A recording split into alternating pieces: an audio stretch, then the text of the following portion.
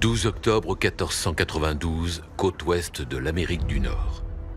Après 67 jours d'une traversée épique, arrivé au bout de ses réserves en eau et en nourriture, l'explorateur Fuli est le premier Asiatique à poser le pied sur le continent américain. Au nom de la principauté de Pékin, il se déclare vice-roi du nouveau territoire. Pour les royaumes du milieu, c'est le début d'une nouvelle ère de conquête où chaque roi revendique déjà sa part du gâteau. L'Asie va se ruer sur le Nouveau Monde. Dans quelques siècles, sur les lieux mêmes du débarquement, dans ce décor aride cerné par les montagnes, se dressera une ville de plus de 10 millions d'habitants, Néo-Pékin. Mais tout ceci n'est jamais arrivé. Il y a 2500 ans, les idées d'un seul homme vont façonner la psychologie du peuple chinois et forger la volonté du plus grand pays du monde, la Chine.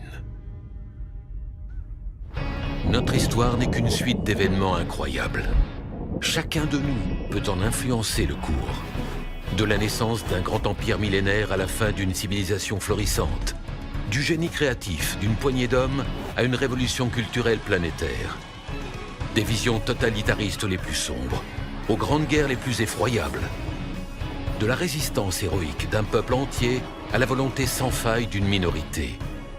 La plus infime de nos décisions peut influencer l'avenir de l'humanité. Connaître le passé, c'est anticiper l'avenir.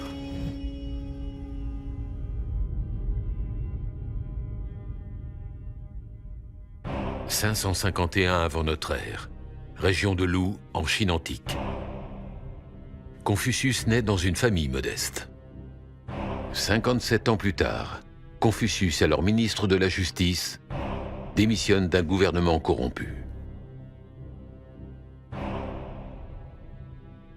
Au IIIe siècle de notre ère, ses disciples achèvent la rédaction des Entretiens. Ils immortalisent ainsi sa pensée. Ces trois événements, intimement liés, sont des éléments fondateurs de la psychologie chinoise.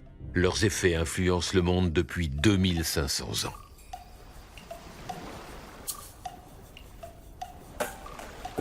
La Chine est l'un des plus vieux pays du monde. Elle a traversé des millénaires, a vu naître et disparaître des empires colossaux, a connu des invasions de barbares des Ferlands du Nord et d'Européens venant de la mer. Son origine est si ancienne qu'elle se perd dans la brume du passé. Les antiques chroniques se sont effacées au fil des siècles. Et pourtant, la Chine est toujours là, plus présente que jamais, et semble être partie à la conquête du monde.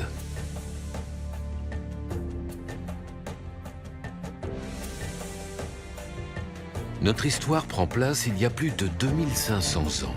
Un monde où l'Empire romain n'existe pas, où Alexandre le Grand n'a pas encore vu le jour, où le mot Chine lui-même n'a jamais été prononcé.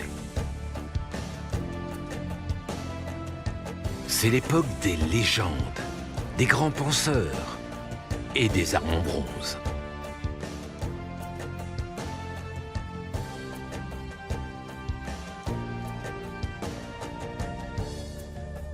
Dans cette région du globe, située entre le fleuve Jaune et le fleuve Bleu, l'être humain est présent depuis des temps immémoriaux. Profitant de l'eau abondante et des grandes plaines fertiles, la civilisation a pu prendre pied et se maintenir. Massée autour des fleuves, la population de plus en plus nombreuse a dû rapidement, comme en Égypte ou en Mésopotamie, s'organiser et se hiérarchiser. Au fil du temps se sont succédés royaumes, empires et guerres. À l'époque qui nous intéresse, la situation politique est très particulière. Partagée en presque 200 petits États plus ou moins indépendants, la Chine connaît un fonctionnement politique qui ressemble à celui qu'a connu l'Occident au Moyen-Âge. La rivalité entre les États est forte et les guerres locales entre seigneurs ne sont pas rares. Au centre, la fleur centrale, regroupement d'États plus petits, est le cœur du pouvoir. Elle travaille quotidiennement à maintenir le statu quo. Techniquement, le pays n'est pas en guerre civile, mais la situation peut être qualifiée de fragile. Cette époque particulière est connue sous le nom de période des printemps et automnes. Bienvenue dans la mémoire de l'humanité. Ici, nous pouvons contrôler le temps, analyser et comparer des milliards d'événements, les modifier pour réécrire l'histoire à l'infini. Par exemple, retournons dans notre lointain passé explorer les premiers pas de la civilisation. La Chine est un berceau civilisationnel, mais pas le seul. Au commencement de l'humanité, il n'y avait que des tribus éparses vivant de chasse et de cueillette. En découvrant l'agriculture, l'homme s'est non seulement sédentarisé, mais s'est aussi rapproché des sources d'eau importantes. Plus il y avait d'eau, plus il y avait d'hommes. Rassemblés autour de grands fleuves comme le Nil, l'Euphrate, le Tigre ou le fleuve Jaune, les hommes ont été obligés de s'organiser pour gérer l'utilisation de la terre et de l'eau. Ainsi sont nées les premières villes, les premières administrations, les premiers États organisés. Les champs se sont mis à produire suffisamment pour faire des réserves. Une part de la population a pu se spécialiser dans la guerre, d'autres dans l'art, dans la science ou l'administration. Il ne s'agissait alors plus seulement de survivre, mais aussi de construire, d'évoluer, d'apprendre. De la nécessité de vivre ensemble sont nées les premières grandes civilisations, mais aussi les premiers grands conflits.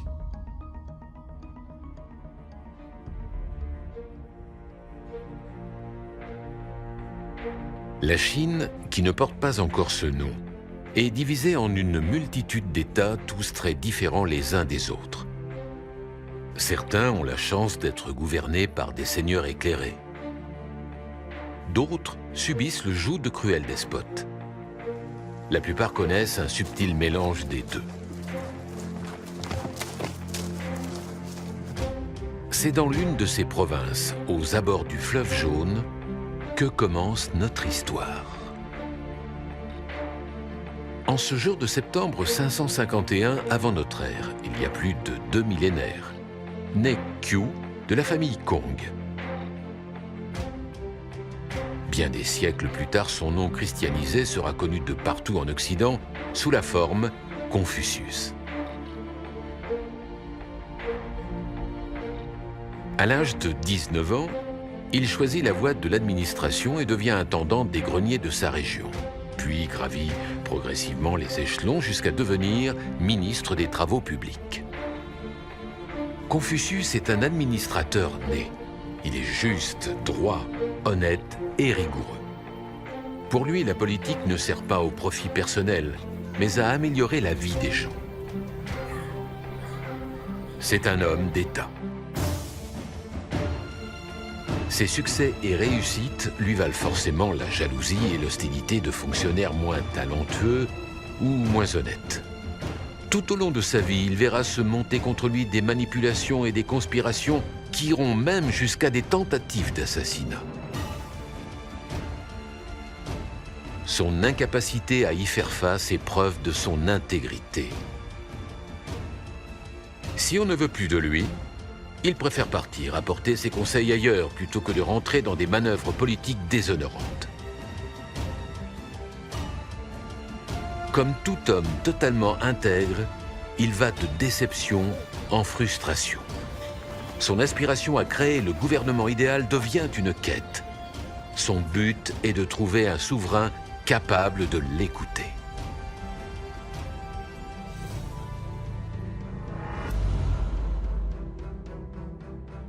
Les hommes changent difficilement.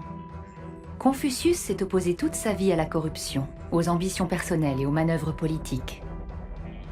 Il a vécu à une époque où les élites avaient plus d'intérêt pour leurs biens personnels que pour les institutions qu'ils dirigeaient. Qu'en est-il de nos jours? Imaginons à notre époque un homme de la sagesse de Confucius qui, voyageant de pays en pays, rendrait visite à chaque dirigeant pour lui conseiller comment gouverner son pays. Au président des États-Unis, il proposerait une politique extérieure, au gouvernement chinois, son point de vue sur la liberté des médias. Comment serait-il reçu? Quel président l'écouterait et mettrait réellement en pratique ses conseils? Il y a fort à parier que cette visite resterait purement symbolique et ne serait suivie d'aucun effet.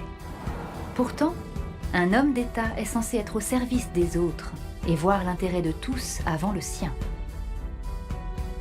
À travers les âges, au fil des millénaires, l'être humain a toujours eu les mêmes besoins. S'alimenter, trouver un endroit où dormir, protéger les siens.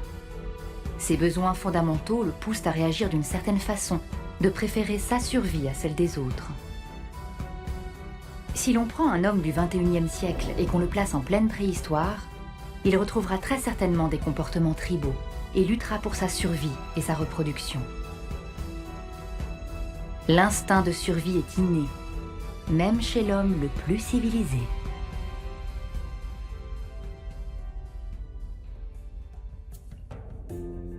Croire en l'homme, voilà le credo de Confucius. L'être humain le fascine. Il le croit bon de nature et est convaincu de sa capacité à se perfectionner. Il insiste particulièrement sur la valeur de l'éducation. Alors il voyage beaucoup, parcourt les provinces pour conseiller les princes, leur donner les recettes d'un bon gouvernement en espérant être écouté. Peu à peu, au fil de ses expériences, il élabore une sorte de code moral, de ligne de conduite. S'inspirant des traditions ancestrales, Confucius en fait une règle de vie qu'il n'hésite pas à enseigner. Très vite, il rassemble autour de lui des disciples qui l'écoutent et participent à la propagation de ses idées. Progressivement, l'administrateur promu conseiller des princes devient penseur. Mais c'est alors qu'il est ministre de la Justice dans la province de Lu que va se dérouler un événement majeur de sa vie.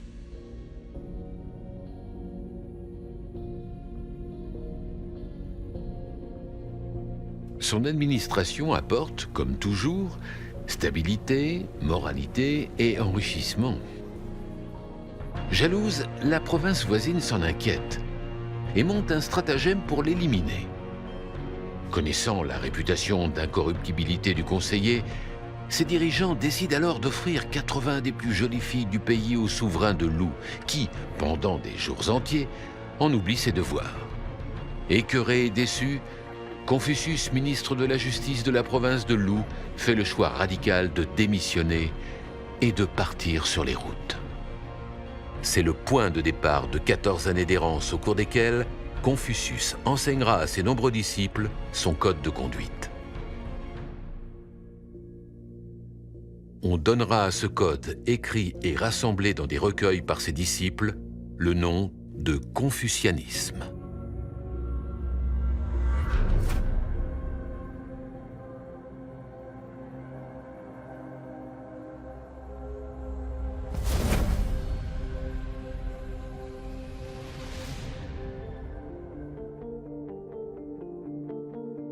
Nous venons d'arriver à un point de divergence.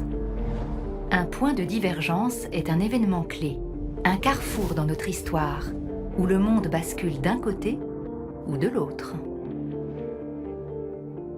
Déçu par l'attitude de son seigneur, Confucius choisit de démissionner d'un poste important pour partir sur les routes. Il choisit d'être fidèle à ses idées. À 57 ans, c'est une décision majeure prise par un homme mûr. Il s'agit indiscutablement d'un tournant dans la vie du conseiller.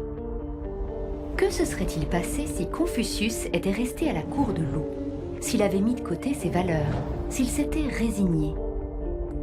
Frustré, le grand penseur serait peut-être rentré en disgrâce. Pire encore, le voyant s'accrocher à son poste, ses adversaires auraient pu choisir une méthode plus radicale pour l'évincer. N'étant plus là pour les défendre et les transmettre, ses idées seraient certainement retombées dans l'oubli.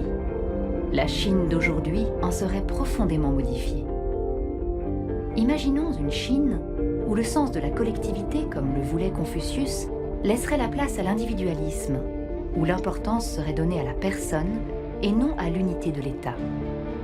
Morcelée en une multitude de petits royaumes en concurrence les uns avec les autres, la Chine elle-même n'aurait peut-être jamais vu le jour. Cette région du globe aurait pu ressembler à l'Europe de la Renaissance, une mosaïque de royaumes indépendants en compétition les uns avec les autres. Comme l'Espagne en 1492, certains royaumes se seraient peut-être tournés vers l'extérieur et seraient partis à la découverte du monde. Espérant découvrir une nouvelle route commerciale, les explorateurs auraient traversé l'océan Pacifique et seraient tombés sur un obstacle de taille, l'Amérique. Les Incas auraient connu des conquistadors chinois. Les Apaches auraient fait face à des pionniers asiatiques.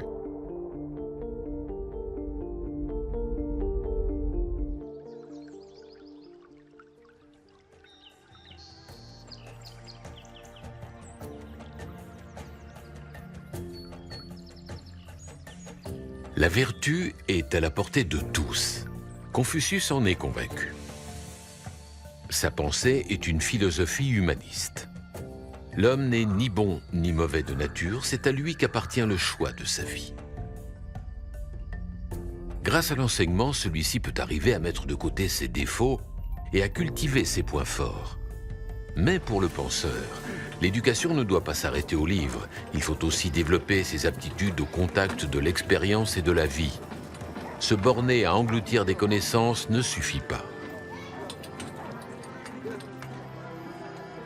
Un prince idéal est un prince vertueux. Pour gouverner, il n'a pas besoin de violence ou de peine de mort. Il lui suffit de montrer l'exemple et le peuple imitera. Un dirigeant qui ne sait pas se gouverner lui-même ne peut pas gouverner les autres.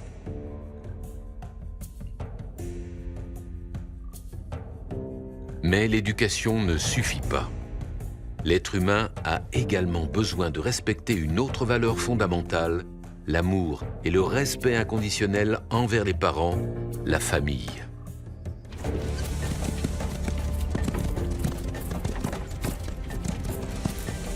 Dans un cadre politique, ce respect devient une soumission et un dévouement absolu au prince, au roi ou à l'empereur.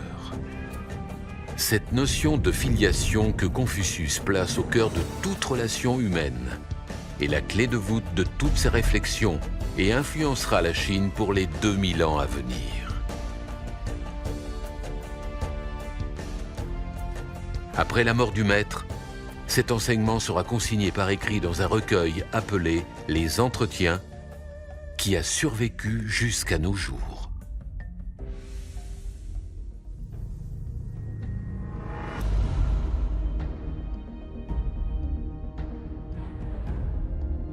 Les idées sont plus puissantes que les armes. Qu'est-ce que le confucianisme? Une religion? Une philosophie? Les définitions mêmes des deux termes sont difficiles à clarifier. Il existe à travers le monde et le temps une variété telle que les limites sont floues. Pour le confucianisme, le mot le plus approprié est celui de pensée, un enseignement plutôt que des croyances. Le confucianisme n'appelle pas à croire, il donne des conseils et une marche à suivre, une méthode. Il coexistera sur le même territoire que le taoïsme et le bouddhisme. La cohabitation même des trois spiritualités prouve leur tolérance mutuelle. Cependant, cette spiritualité inspirée d'un maître n'est pas une exclusivité chinoise. Sensiblement à la même époque, en Grèce antique, Socrate enseigne lui aussi à ses élèves. Tout comme Confucius, il n'écrit pas de livre lui-même et ses pensées sont transmises par ses disciples. Les deux penseurs étaient en quête d'une société plus juste et ont exercé une influence gigantesque sur leurs civilisations respectives.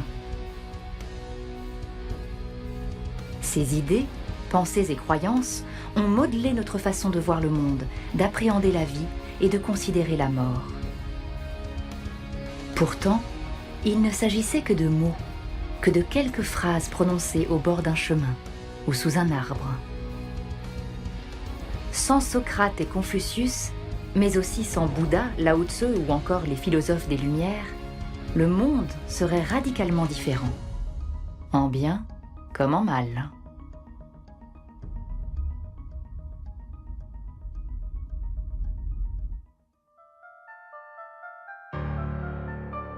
Pendant près de 2000 ans, les réflexions de Confucius sont un pilier fondamental de la société chinoise.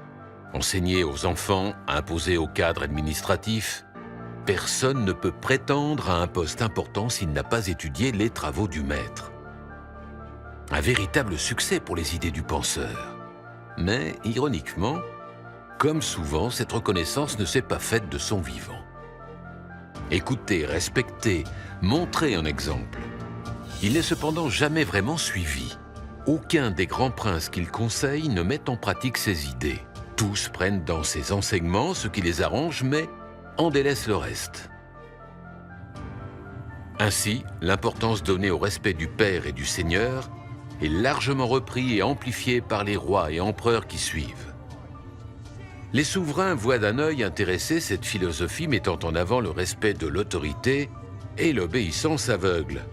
Le travail sur soi, l'éducation et la pratique de la vertu plus contraignante et moins respectée. Mort à l'âge de 72 ans, il fut enterré par ses 72 premiers disciples sous un simple tumulus de terre couvert d'herbe.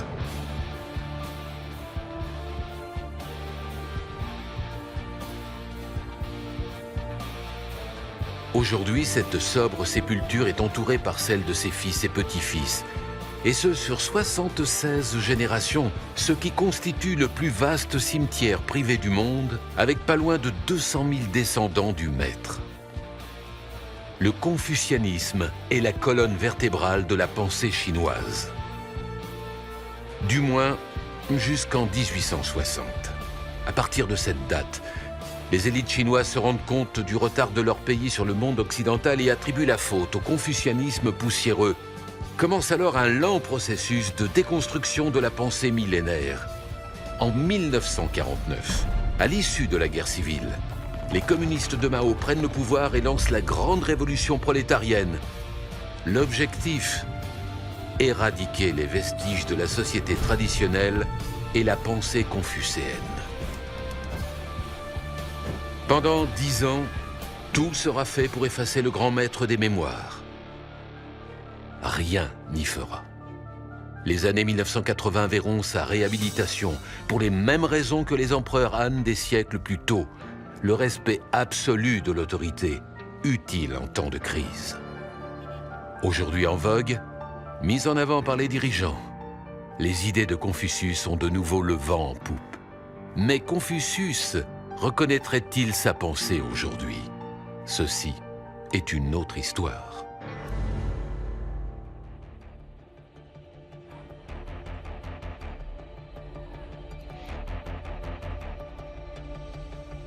Les idées ne meurent pas facilement.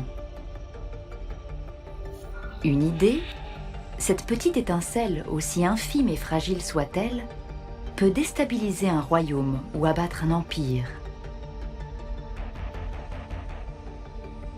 La religion chrétienne a bouleversé l'Empire romain. Les Lumières ont révolutionné l'Occident. Le confucianisme a façonné la Chine. En bien comme en mal, les idées se développent au contact des êtres humains. Plus ils sont nombreux, plus elles vont vite, comme une traînée de poudre.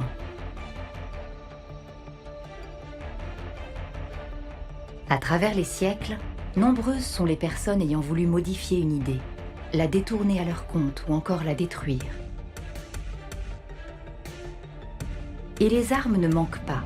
Manipulation d'opinion, destruction de monuments, autodafé d'œuvres, interdiction d'enseignement, exécution de penseurs, persécution, massacre de population.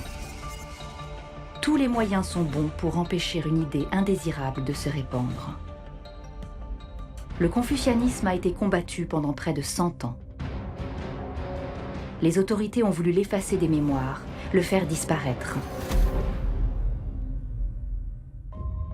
Mais on ne se débarrasse pas de 2500 ans d'histoire en brûlant quelques livres. Après avoir été érigé en exemple, Confucius a été combattu. Mais il est impossible d'empêcher un être humain de penser ce qu'il veut. Notre conscience nous appartient. Notre mémoire est notre trésor. Et ça, personne ne peut nous l'enlever.